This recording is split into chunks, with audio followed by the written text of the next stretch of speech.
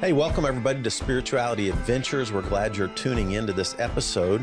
We are a viewer and listener supported podcast, so we really appreciate you listening, watching on YouTube. We really encourage you to subscribe to whatever platform you're using. If you're on YouTube, hit that subscribe button, or if you're on Apple or however you listen to a podcast, be sure and subscribe. We greatly appreciate it. Also, make comments if you like it and share it if you like it. We really need people to make comments and share the episodes that you like. And then also, if you're not already a supporter, we really would encourage you to go to spiritualityadventures.com and you can pick a tier, and we have bonus content for every type of giver. This is a nonprofit, so they're tax-deductible donations, but we do provide bonus content for those who are supporters. So be a part of the team, help support Spirituality Adventures, and we're so glad you're tuning into this episode. Hey, welcome everybody to Spirituality Adventures. Thanks again for tuning in to this episode, and I am privileged to interview Gayle Hansen Browne, Reverend Dr. Gayle Hansen Browne. She has just written a new book called Wild Geese Rising, and I have met her through the whole open relational process theology crowd anywhere. I think I met you maybe at one of in Wyoming the first time. I believe so. Yeah. The open relational Yeah. process. I've been there 2 or 3 years now. I'm hoping to go back this year again too. Are you going back this year? No, I kind of go every other year, Okay. and then on the Yeah. off year do something else. I'm doing one of the John Philip Newell Oh, retreats. nice.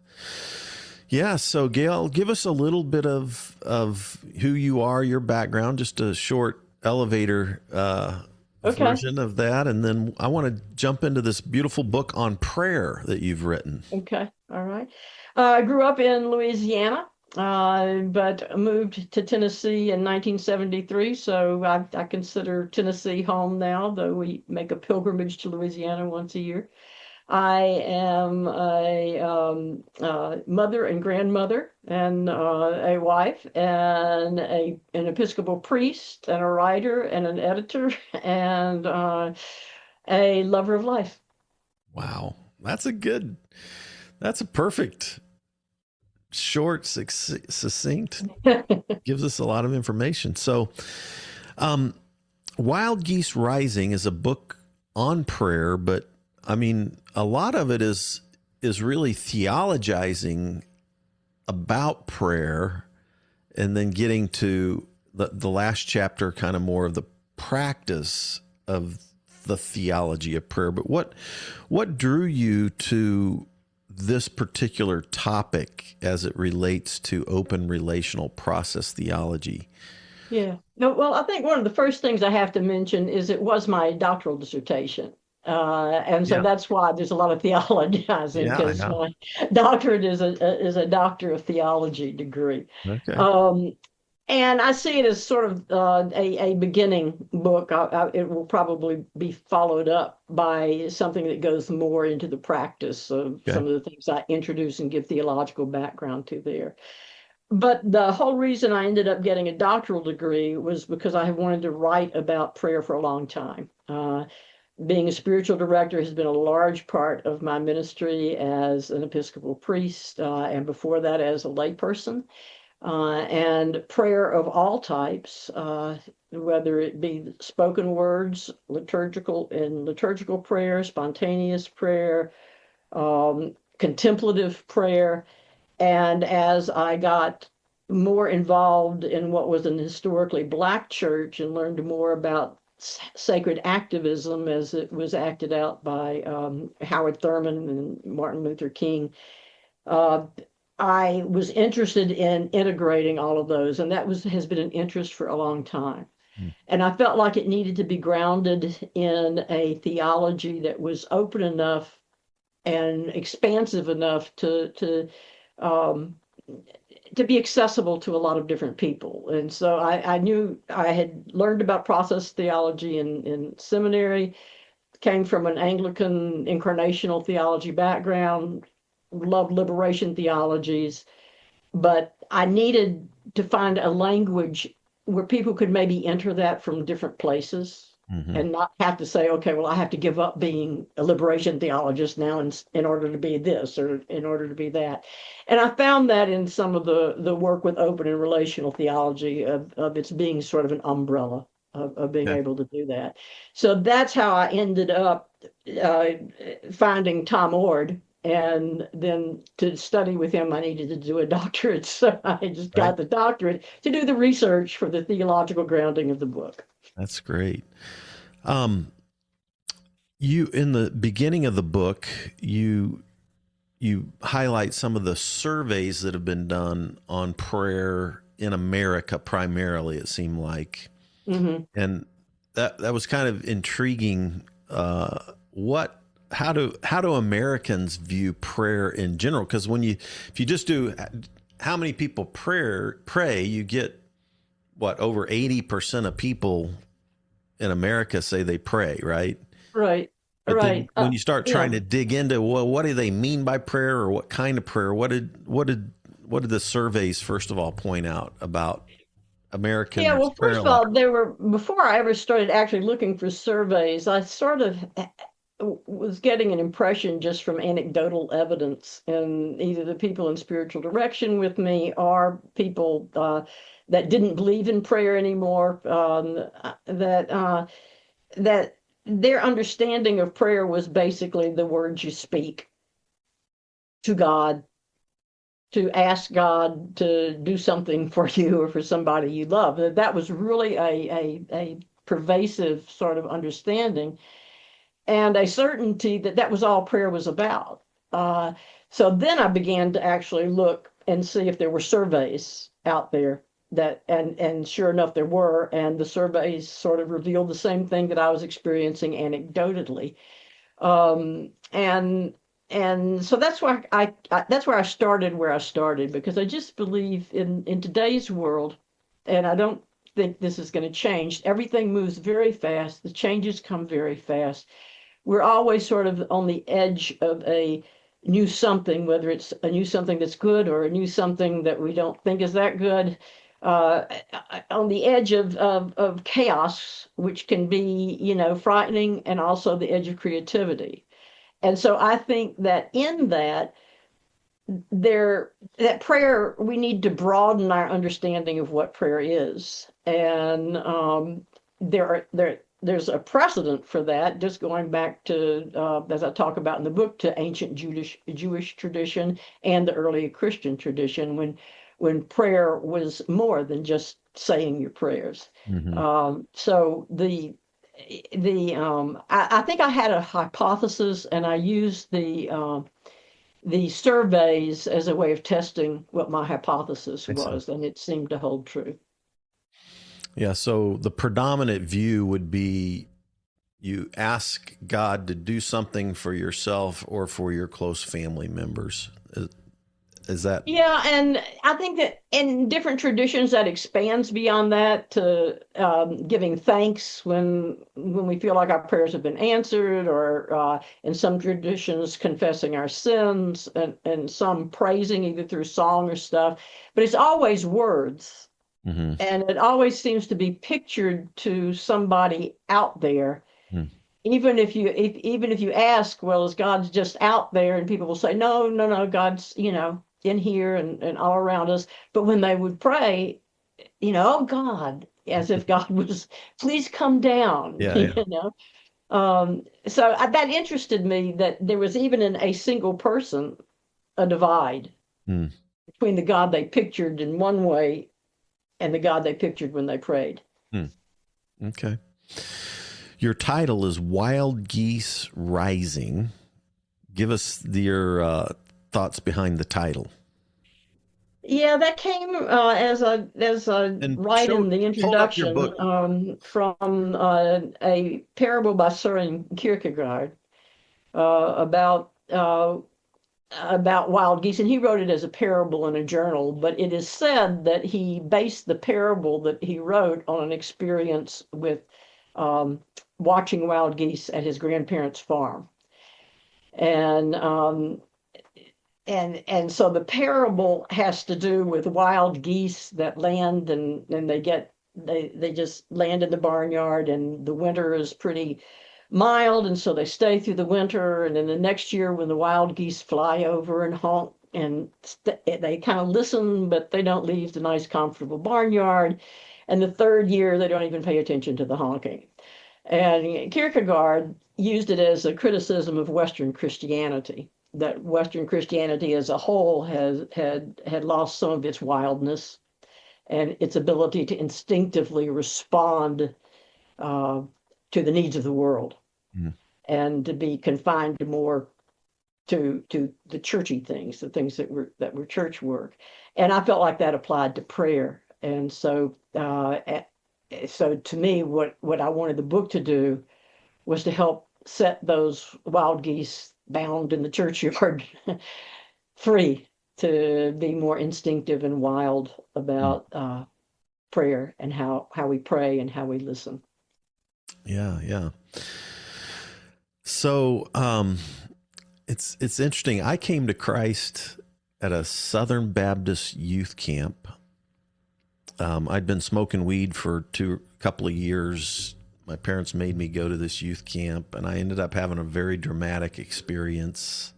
A couple of months later, felt called to be a pastor at the age of like 16. And somehow or another, I don't know if it was my youth pastor or I just started going to the Christian bookstore, but I started reading. I've been a voracious reader ever since. And I really read tons and tons and tons of books on prayer. And it was mostly books that were written from an Arminian viewpoint on prayer. So like E.M. Bounds. Are you familiar with E.M. Bounds? Not very.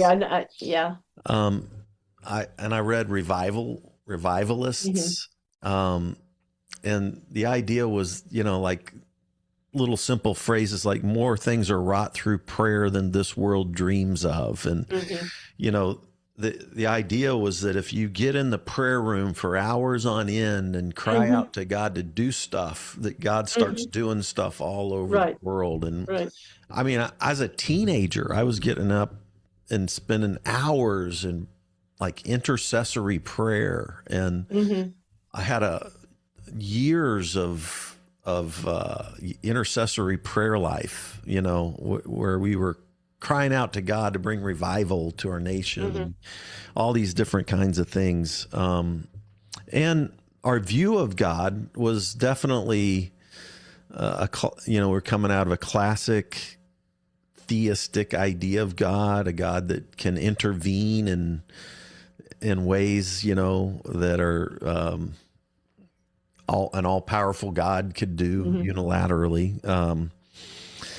And, then I got into the charismatic movement and, praying for healing and praying for this and that and the other. And so I would say most of my Christian life, I've had an idea of prayer and God that you're arguing against, or at least arguing, I'd say arguing against, right? In some ways. Yeah, I mean, obviously, when you write a dissertation, you've got to argue against something. Right. But I think that my own personal feeling about that is it isn't about arguing against. I think that's part of our problem in this world, is that dualistic thing that is this or that, pick your side and fight it out, So I believe all of that, has some message in our prayer life. But I do believe that God is not distant from us. I do believe that God, through the Spirit, works within us and all around us. I do believe that the primary characteristic of God is love. And if the primary characteristic is love, then it's relational. And not just something that God sits in a room and waits for the highest bidder to get the best prayers in, and then will come down and fix it and go back and sit on his stool in his room until the next person who has a better connection praise against the other person, and then God can do that, So that doesn't make any sense to me, and it doesn't fit with the God I believe in. So I believe that's why I believe prayer needs to be more than that. Now, I think you can start off there, and my life started off in similar to that, at least in picturing that I was asking God for these things, or I was praising God because that made God happy. But it was a long time. I was probably in my 30s before I began to really hear that incarnational word that comes through Anglicanism, some of God being embodied, and that that Christ becomes who we are, that we might become who Christ is, and therefore that it's not a matter of getting the attention or having the best connection or presenting the best argument to God to get God to do what God should be doing anyway, but that God is always trying to get us to pay attention and to open our hearts and minds to be the instruments of God's peace and healing in the world. And that requires a development of prayer that goes beyond that. So I don't like to pitch it as arguing against something. I like to pitch it as saying, okay, well, so what is the God that you picture, and how's that working in the world? There's still a bit of a critique. Oh, well, a critique doesn't have to be an argument. See, I don't think it has to be an argument. I look in the mirror in the morning and do a critique, on where my wild curly hair is going. But I don't argue with it. I'm not arguing that there's something bad about it or good. But yeah, there's nothing wrong with critique. Yeah, I don't think so either. I agree. I actually agree with your critique. I think you can do critique without being dualistic in your critique. Yeah. And a lot of times I think, and maybe you can argue and not be dualistic in your argument, but I think that's more difficult to do. Yeah. So because you're trying to win, and as soon as you try to win something, you've stepped outside of what I think prayer is about. So why would you do that? Yeah. Okay, but let's still do a little critique here. Okay, absolutely. Because you spend a lot of time talking about classical theism versus an open relational God. So, and you actually highlighted a lot of things about classical theism that don't fit well with an open relational idea of God. Right. So we're talking about different concepts of God, right? A lot of different concepts of God. Right. What if you had to pick one or two or three things about classical theism that you don't agree with? All right. And then what do you like better about the open relation? Give even for people just basic 101. Here's classical theism. I probably have to open the book and look at it to do that. But here's the thing. In your own experience, what is it about classical theism that here's the thing. But I'm going to pause a minute before I answer. Okay, so the thing about classical theism is it begins from a point of view that what is important is maintaining the perfection of God based on what we understand, what humans understand perfection to be. It didn't really exist in Christianity until as the more Jewish Christian communities, the more fell away, and it became more of a Gentile religion based on Greek and Roman philosophy. And that's why I spend as much time as I do going back to look at the other story that is also our ancient heritage, but that begins to fade out of the horizon as the church becomes, especially in the West, becomes more and more Western. And so the perfection of that means that God can't be tainted by us, which means God can't really feel what we feel. Okay. And there are all those big fancy words for all of that. And I just don't think that's that important. Let's just get to what it's saying. It's saying that God does not feel anything that I feel. Therefore, all the things in the Bible about saying that God is suffering with us in the Psalms or doing this, that's explained away as, well, that's just poetic language. God can't really feel, God can't really be moved. And to me, all of that's based on that perfectionist philosophy that comes from a Greek and Roman background doesn't really fit with the very Jewish Jesus and the very Jewish first men and women who were disciples in the church, who came from a background of really being immersed in God and God being immersed with them. A God that is influenced by what we say and is willing to change God's mind from time to time, not change who God is, that God is always the loving God that is the creator of the universe and that we know in Christ and we experience through the Spirit, but that as God interacts with us, God meets the demands of love by sometimes changing the way God interacts with us. And that's all through the Bible. I mean, that is biblical. So I think that, one of the things that was important to me in the book was to try to point out that because we've grown up with this Western philosophical idea of the perfect God, we think it's biblical because it was used as an overlay to translate from the 13th century anyway on. It was used to translate the Bible through that lens. And that held up in the surveys that people would say they prayed to the God of the Bible, but then when they described that God, they were describing that God with the perfectionist traits of classical theism. And so one of the things was to show that's not necessarily so. And, and only in Western Christianity do we go that far with it. The Eastern Church doesn't go that far with it. Yeah.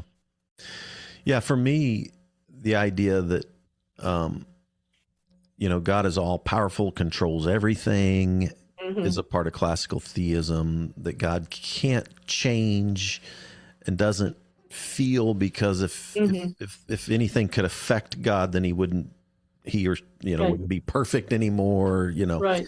any kind of, so you have this sort of static God who's so transcendent and outside of us and so powerful that can just unilaterally dictate everything on earth. Right. And whose main aim is remaining perfect.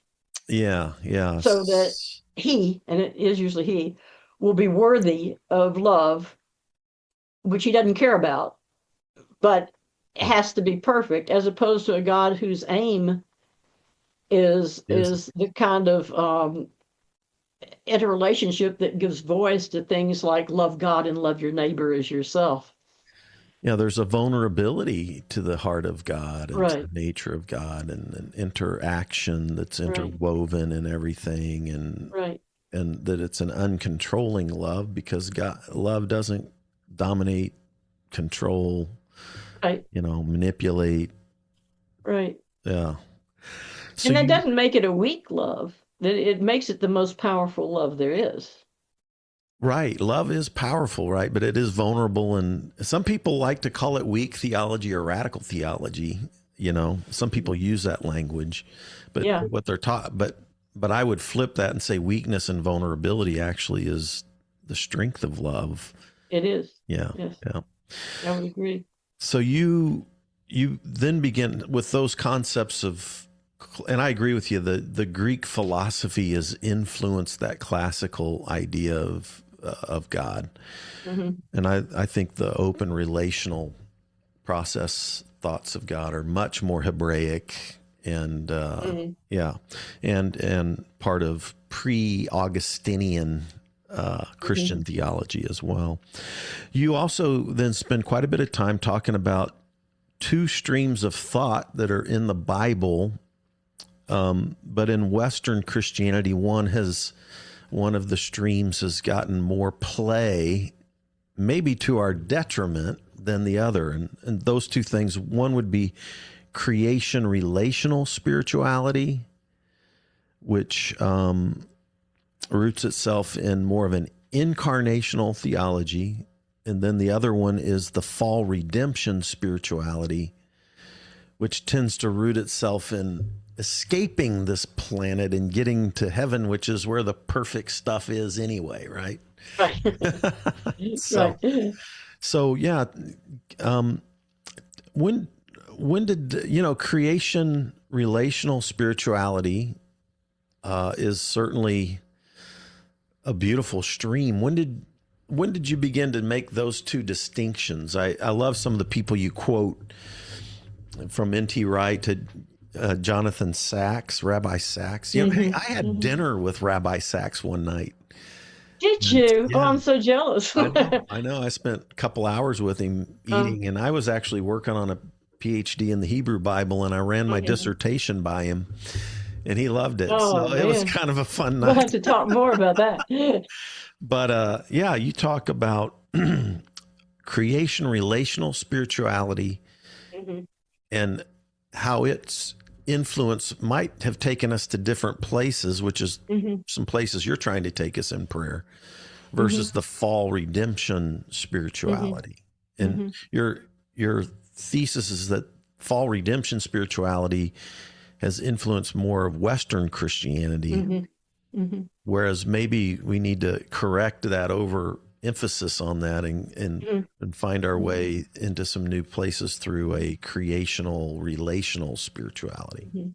To expound on that a little bit for folks who well, listen. first of all, in Western Christianity, I would say the other never got completely eradicated. The creational relational is certainly a large part of Franciscan spirituality, of being in the world and the world being a good place and the creation being a beautiful creature of God, in relation, brother, sun, and sister moon, or I probably have that backwards, but all of the things in Franciscan spirituality and Franciscan life brings us back to this earth and to God in this earth, a creational, relational theology. In the Celtic Christian tradition, the same thing is true, which of course existed before the Roman Christianity kind of took it over, and but never died out, and it has been kind of coming back to life since the 20th century. So, and certainly in Judaism, the creational relational has held strong, though you even get some fall redemption there after the destruction of the temple in 70 CE. More Greek philosophy kind of begins to fight with that there, but so all of that is where it began. It's what makes sense. We can make more sense of some of the things Jesus says that we just don't get, like in the parables and things, when we realize he's coming out of that creational relational thing, because original sin hasn't been invented yet. So he's coming more out of that, and when we read it out of that, some of that really comes to life in a way that we miss and just end up scratching our head about, because we can't make it fit with original sin. And does that mean that if you're wise with your money and you do all these things, that's what gets you to heaven? I mean, because the thing isn't really in the Bible about getting to heaven. The thing in the Bible is about shalom, peace, the whole peace that passes understanding on earth. And so when Jesus talks about salvation, when Paul talks about salvation, I mean, they are all talking about something here, not escaping this to go on. That comes up later. So I think that putting those names with it, and I wasn't the first person to put that. I got the creational relational first from Matthew Fox when he was doing the creation spirituality, And that's where he mentioned that before the 4th century. So that's why I went back and started researching what was happening Yeah. before then. And then Brian McLaren has done some wonderful things with comparing those two things as well. So I think it helps sometimes to put a tag on it. But even at that, I want to say you've got to hold that loosely, because there are certainly some things that in the whole development of Western Christianity and the spirituality that has grown out of fall redemption that is worth not losing. So it's not a matter of I'm arguing for this as opposed to that. What I'm arguing for is an integration of the idea that this is a good place, that this world, God's creation, is a good place. It's beautiful. And there is wisdom and truth here. Yeah. And there is a oneness that exists among us and everything here. Then there's a goodness. And it's not something we're trying to escape so we can get back home to some place that we're really from. We're not aliens here. Yeah. We're part of that creation. So what's important to me is not that somebody sign up for this or sign up for that, but that they begin to open their own hearts and minds to some possibilities that are broader than what they've considered before. Yeah, I was, raised Southern Baptist. Like my parents weren't big theology nerds at all, but they took me to the Southern Baptist Church, and so then when I had this radical salvation experience, I was discipled by Southern Baptist, right? And so it was the discipleship that I got was very much rooted in fall redemption. The story starts with original sin, basically, right? And then very Calvinistic in the sense of like you're a dirty, rotten sinner, and you're even a newborn kid is bound for hell, right? And so when I went through my big deconstruction, which was not all that long ago, Gayle, one of the books that really had a big impact on me was Matthew Fox's Original Blessing. And I only read that about 6 years ago.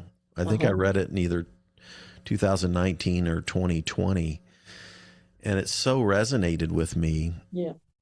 And what was interesting though was when I was working on my PhD in the Hebrew Bible, I was doing work on the kingdom of God in the Torah, and I was exegeting the passages around the image of God. And one of the things I noticed was that the image of God is never destroyed.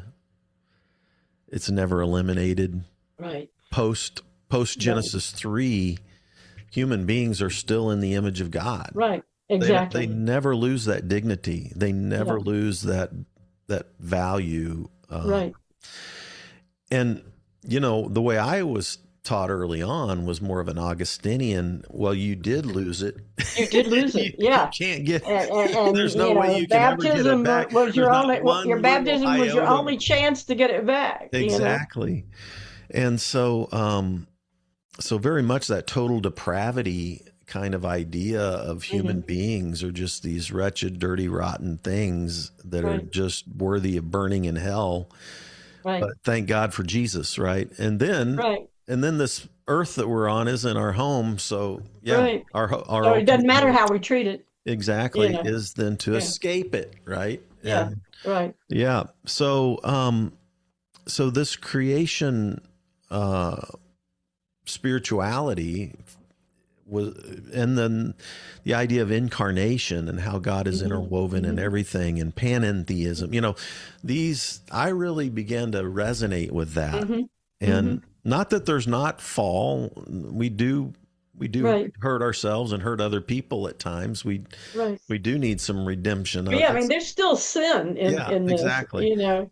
But to place all that into an incarnational type Yeah, right, theology, and so then right, to think prayer through this loving relational right, God who is present everywhere, but not in a right, controlling way. right, Those ideas then begin to move us into, well, how in the world do we pray now then? right, If I don't need right, to sit in my prayer room for 3 hours and cry out for God to do mhm, stuff, and where does this prayer life take us? And so let's right. kind of move from more that Okay, theology world into like practice. sure.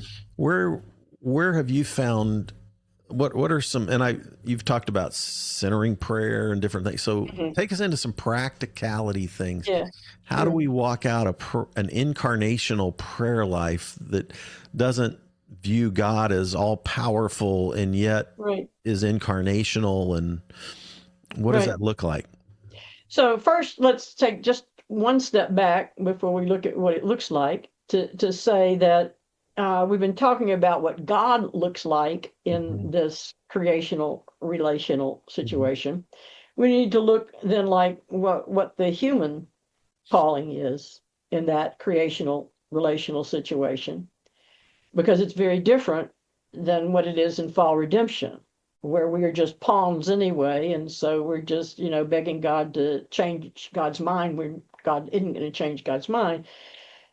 But now we've got to go back to that understanding that we have a place with God, that created in God's image, and from the very beginning in Genesis, given a vocation to be stewards and leaders in this earth in a way that leads to shalom, peace. That God gives us that, and that runs throughout the Bible. Then to take that and to see what Jesus shows us, not just about who God is, but what Jesus shows us about who humanity is supposed to be. Uh, you get this real call and response relationship.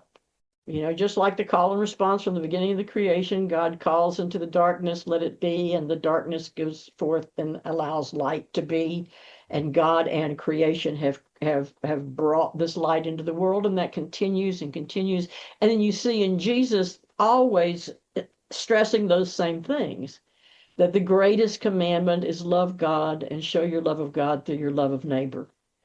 And that includes all kinds of neighbors. And Jesus makes a point of saying, even your enemies, you know, that you want shalom, peace for all of us, because only when all relations have shalom, peace, do we all have shalom, peace. So when you get that, then prayer needs to be also, how do I interact with this creation and with God? How can I bring to my prayer life not just my laundry list of things that I would like God to fix for me, but in saying that, to realize that as soon as I say it, God is seeking for me to also bring what I can bring to the healing of that. So that if I pray for, um, a family whose house has caught fire and they've lost everything they have, and I pray to God and lift this family up to them, then I also ought to be asking God, and what is it, God, that you want me to do in response? Is there something that I need to do in response? Mm-hmm. So that our prayer life needs to change, and this is where I brought in the words behold and befriend, Mm. into beholding the situations around our prayer and asking for the Spirit to lead us in how to befriend those situations. So if it's a prayer of praise and I am beholding how God has made God's self known to me in that sunrise, then I'm also seeking to befriend God's presence in all creation and asking God, and how can I respond Mm. to this in a way that brings more beauty into somebody else's life. And if I am confessing something that I am falling short on, then I'm not just asking God to take it away from me. I'm saying, God, this seems to keep happening, and I know I would like to change this, and I want to do this better. I want to do this differently. Um, can you help me grow in that? And then to befriend that by looking for nudges of ways that I might do something different. Same thing in goodness. When we think of goodness as being all things coming together to work for that shalom peace, all things fitting, God and creation, us, everything fitting together, then in that goodness I am not only giving thanks for the goodness that I see all around me, but I'm also asking, and how can I bring that goodness into the life of the world? And if I'm celebrating the oneness, the same thing. So in all of that, it is that call and response, the behold and befriend, the however we want to phrase it, that becomes what is a life stance, not just a go in your room and do this and then come back out and just do whatever you want to for the rest of the week, but that I bring it to every moment. Like a few minutes ago, I said, let me pause a minute because I wanted to not just react. I wanted to see, okay, what is it that might befriend this moment of understanding and possibility. And so the more we do and more we understand that is also prayer, the more we begin to live prayer. Mm. And I think that if there's one change we need in prayer is to begin to recover the ability to see it as a way of life, not just something we set apart time to do. However, we do it. Now we also set apart time to do it. You practice things. Mm-hmm. My mother was a music teacher, and you asked me about the harp, and I said I play a lot of instruments, but none real well. She was incredible at the piano and organ, and I had to take piano, and she made me do these things called Hannon exercises. They were supposed to strengthen your hands. I hated them. I actually absolutely hated them. I wanted to play just something wonderful, And it was a long time before I understood that to really play something wonderful, I needed fingers that would do it, And so setting aside time for the practice of prayer, whether it's contemplative or it's the words that we speak in our requests or in our Thanksgiving or however, that's still important. Mm. But it is also important to bring what we know of that into the art of living life. Mm. I love that. Yeah. It's funny when you talk about living prayer as moment by moment contemplative action, which is kind of Right. your thesis of Exactly. living prayer as moment by moment contemplative action. When you were just sharing, a phrase came to my mind from an old Keith Green song. Do you ever remember a guy named Keith Green? I'm not familiar with Keith Green. So, and he had a song, "Make My Life a Prayer to You," was a line from one of his songs. What's funny about this, me remembering this line, I was a vineyard pastor. I don't even know if you've heard of that movement or not. I've heard of it. I don't know a whole lot of it. I went to a vineyard church one time. Yeah. To work on some things that had to do with community building. Well, Keith Green was a secular artist in a very young age. It had been the late 70s, and he came to Christ at the First Vineyard Church in Los Angeles. This was during the hip kind of the Jesus movement stuff. Mm-hmm. And he started writing Christian songs, and he was discipled by a guy named Leonard Ravenhill. And Leonard Ravenhill was one of my early influences on this intercessory prayer life kind of thing that I was telling you about, where we would spend hours and hours crying out for revival. Leonard Ravenhill was a big Ian Bounds fan, and Mm-hmm. Keith Green was mentored by him. I actually met Leonard Ravenhill. I knew his son, David Ravenhill. David Ravenhill's son actually came to my Vineyard Church. So one of Leonard Ravenhill's grandkids actually went to my Vineyard Church. And so it's funny because when I think about that phrase, make my life a prayer to you, we could take that all kinds of ways. And you talk about prayer, 3 components: vocal, contemplative, and action. Vocal, contemplative, and action. And I think a lot of the prayer model that I have was mostly prayer and not a lot of contemplation, maybe, and not a lot of action.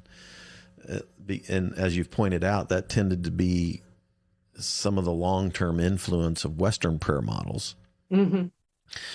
But how do we begin to incorporate what are some of the practical practices that you've found? How do I do not just vocal prayers, asking God to do stuff as though he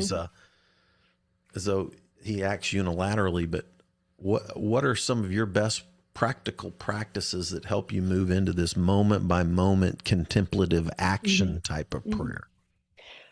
Well, but I find that they have grown out of those times that I set apart for different types of prayer, whether times I set apart for verbal prayer, especially coming from a liturgical tradition, in addition to using just the spontaneous prayer for myself, praying the prayers of other people, and using, if I've got it, somebody's written down, for instance, the prayer attributed to St. Francis of Lord, make us instruments of your peace. Yeah. If you take the contemplative practice of Lectio Divina that you can follow with with any biblical reading, but if you apply it to a prayer like that, wow, there are all sorts of possibilities that begin to open up in your mind just for as you go through the day. So I think that is really important. Those set aside times, the time for silence is important for set aside. But one of the things in contemplative prayer that we often call centering prayer is a pattern of pause and release and return. And so the sitting in silence and the paying attention to your breath, and this also is true outside of prayer language and mindfulness meditation. And all of that is prayer, you see. And as we're quiet in that, we begin to learn that when we notice our mind wandering off on something, we don't beat ourselves up about it. You're not trying to get yourself not to think about it, because that's what minds do. They think, but you're simply noticing that you've moved to a thought instead of the breath, and you gently release it and return to the breath. Okay. Well, in returning to the breath, how do we talk about Spirit, Holy Spirit? We talk about it as the breath. How did Paul talk about the Spirit after the crucifixion and resurrection? Talked about it as an indwelling Spirit inside of us and all around us. So if we learn to practice that in times of contemplative prayer and in times of spoken prayer and in times when we are committing some action that we feel like is an action of peace, participating in a protest, say, or giving out soup at a soup kitchen. I mean, all sorts of things that are times set apart. If we begin to bring that pause and return and release to all of our things over here, neuroscience says we begin to rewire our brain. Yeah. So that we're more likely to bring it over here to the moments that I haven't set apart. So what I try to do is to do both, to set aside time that I do it, but then when I'm just going through my day, to notice those times when maybe I ought to just take a pause. Pause, and just in a moment, just maybe a breath or two, let myself release wherever my head was taking me, and then return to that moment from a place where I have tried to feel the Spirit of God's love flowing in me. And that often changes my response.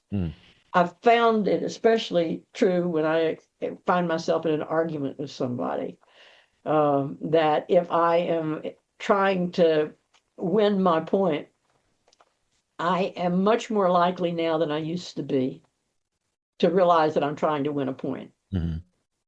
And that I'm kind of losing sight of this person that I am in relationship with, that I'm arguing with, and they have disappeared into the background, and I'm trying to win a point. And so if I pause and release just with a couple of breaths my desire to win the point, and I try to feel that spirit within, of love within and without and all around, I'm more likely to make a better choice about how I re-enter. And sometimes that's to say, I don't think that I can continue to talk about this now. I need to step back, and I hope that we can talk about it again, Or sometimes it may be to say, I haven't been listening to you. I've been trying to win my point. So do you mind just kind of backing up a little bit, and I'm going to really try to listen and hear what you say? I mean, there are all sorts of ways to respond differently to a real person, another child of God who may be my spouse or my child, or it could be a stranger. There's another way to respond. And when we learn to do that, that is living prayer. And I think that's what Paul meant when he said to pray constantly. I don't think he meant to just keep saying prayers over and over again, no matter what anybody else was saying. I think he meant that because that was very much a part of Jewish spirituality. That Paul would have come out of, that Jesus would have come out of. You see Jesus do it over and over again in conflict situations. So does that answer? Yeah, I like it. I was thinking, when I was reading all that intercessory prayer revival literature and stuff like that, I also still would stumble upon, like I read Brother Lawrence's Practicing the Presence of God. And so I did start, I had these long, I'd set aside an hour every day, sometimes 3 hours, and just pray. I'd get up real early and do all these kind of prayers. But then I also started trying to practice a moment by moment awareness of God's presence all throughout my day. And because I remember reading Brother Lawrence about, washing dishes or doing just peeling the potatoes, menial chores, but doing that in the sense of God's presence with you. The other thing that happened to me in my deconstruction was I was working on my own mental health and was in DBT therapy, dialectical behavioral therapy, and they had a mindful meditation component to that. And I ended up doing a 2-year training with Tara Brach and Jack Kornfield, who come out of Vipassana Buddhist tradition on mindful meditation. So I actually did their teacher training certification and completed that last year. And it was interesting to me to go through all the Dharma talks and all the things about mindfulness, and then begin to relate that to the centering prayer model, contemplative prayer model. And so I actually have started leading both the centering prayer group as well as practicing mindfulness. And that's been a really good practice for me to begin to integrate. And then I love the idea that you bring out is, the beholding, the befriending. It's like every moment of recognition of God's presence, that incarnational presence of God everywhere at every moment. And when we are praying for a friend or crossing, the action component for me was, the work that we do for the marginalized or the poor or the social justice work or challenging injustice or speaking the truth to power. You brought out those elements of like Thurman Marshall, and I never saw the civil rights movement kinds of stuff as prayer. But if I'm hearing Howard Thurman, it was not Thurgood Marshall, but Howard Thurman and Martin Luther King. The disenfranchised. Which one? That's Howard Thurman. Was the Jesus and the disenfranchised? Jesus and the disenfranchised. Yeah. So what? Yeah, Howard Thurman. Howard Thurman, was that an idea that he had, that all of that kind of Well, it's very much a part of Black spirituality in is this that country, and that's connected with activism.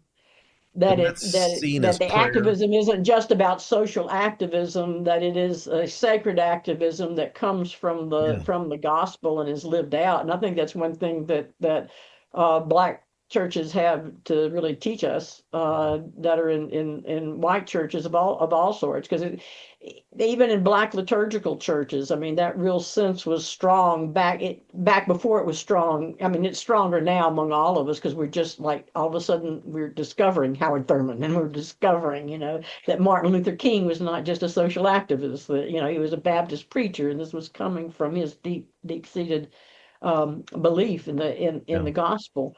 And they called it sacred activism, Yeah. or at least a lot of people in the movement did. And it was different from some of the other Black activists and white activists for Blacks, that it really was more of a secular, type thing.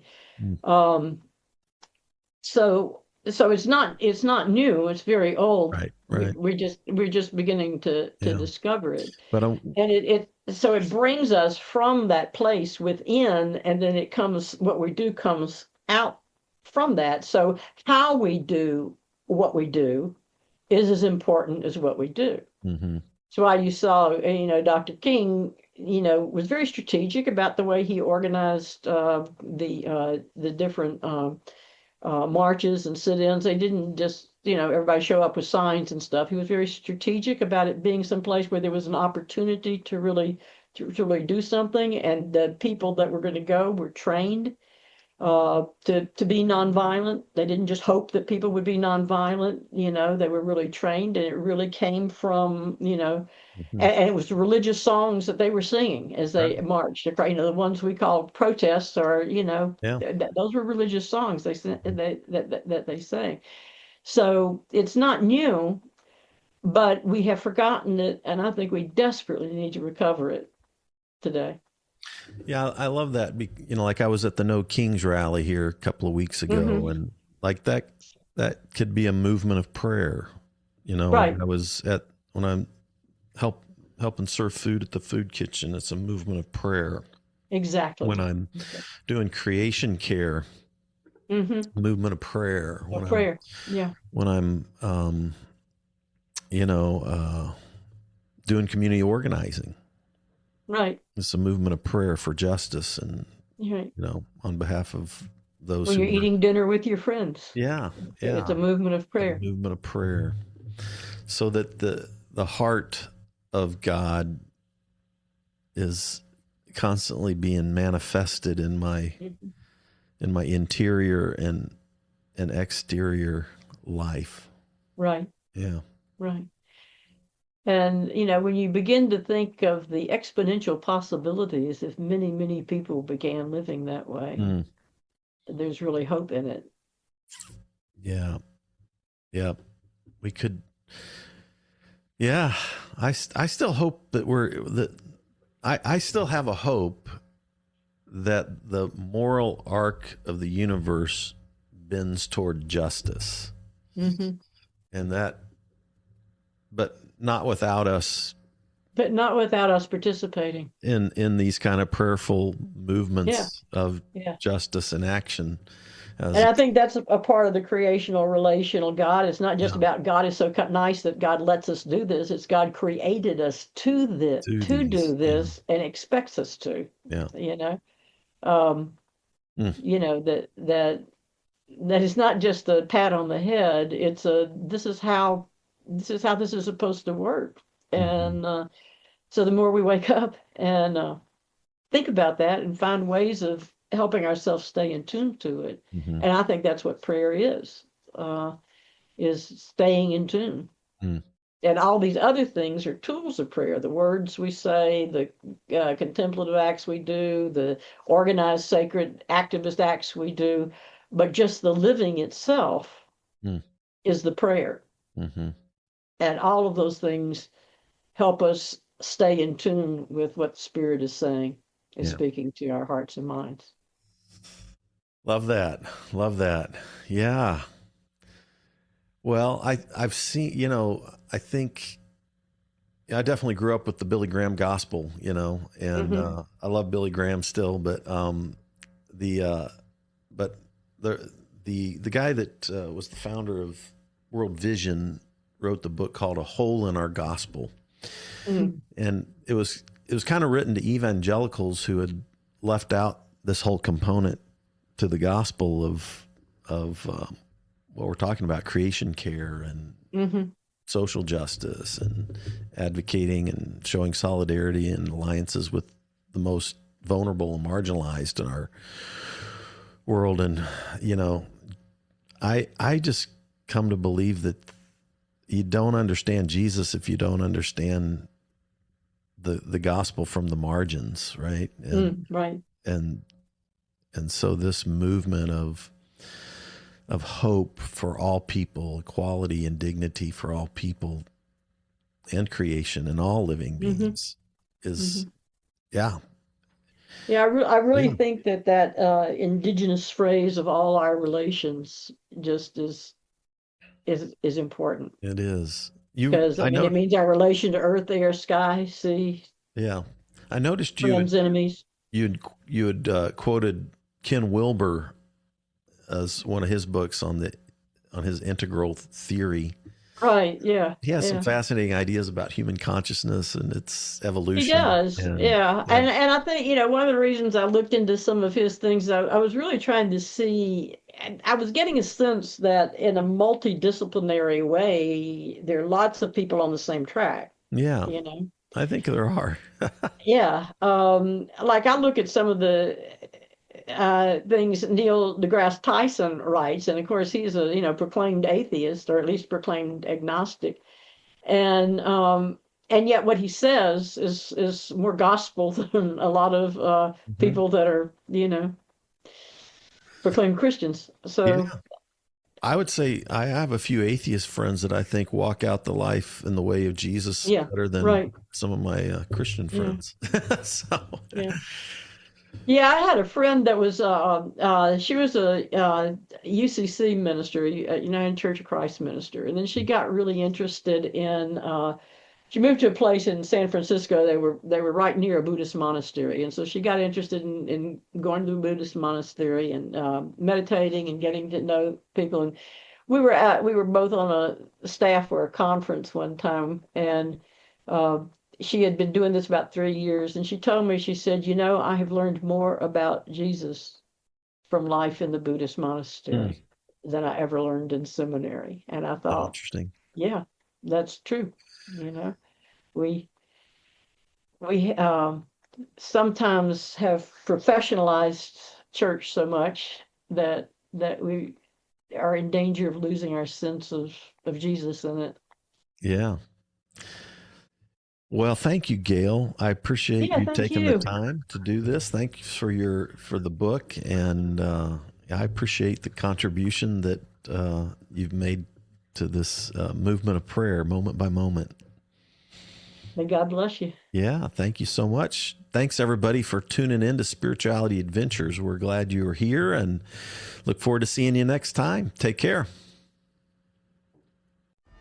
Hey, you made it to the end. Thanks for listening all the way through on this episode. By the way, if you're not already a supporter, go to spiritualityadventures.com, sign up for one of our monthly supports, and you will receive our bonus content. You'll receive lots of interesting information about our guests. Many of our musicians will do special bonus songs and record a song. So I want to encourage you to do that. Thanks for listening. Thanks for watching.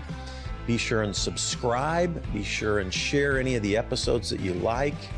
And be sure and make comments if you like them as well. This helps us get Spirituality Adventures out there to more listeners, more watchers. So whatever platform you're using, subscribe, like, share, make comments, and go to our website, sign up for our team, and be a part of the team support. Thank you so much, and we'll see you next time.